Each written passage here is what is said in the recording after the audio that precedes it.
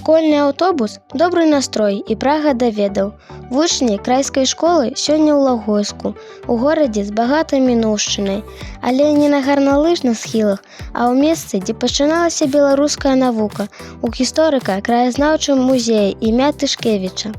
Менавіта тут у сярэдзіне 19 стагоддзя браты Канстанцін і Яўстафій стварылі першы ў Беларусі публічны музей. Толькі ўявіце, тады сюды з'язджаліся навукоўцы з усёй Еўропы.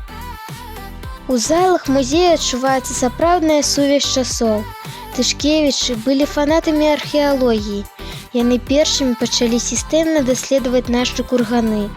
Тут можна пабачыць унікальныя артэфакты, якія літаральна падняліся з-пад зямлі, ад старажытнай керамікі да рэдкіх манет.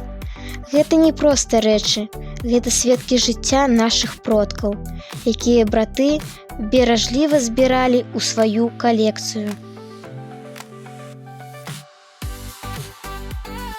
Але сёння наш візіт асаблівы, і акрамя сур'ёзнай гісторыі нас чакала сапраўднае цуда – батлейка. Когда наш Бог, Царь, да, Иисус Христос воскрес из мертвых. Хорошо, а вы знаете, что такое воскрес? Что это? Ожил, правильно, ожил. Нам паказалі вельмі добрую і светлую пастаноўку «Пасхальны калабок».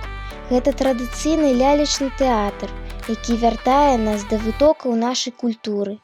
Усе былі ў захапленні.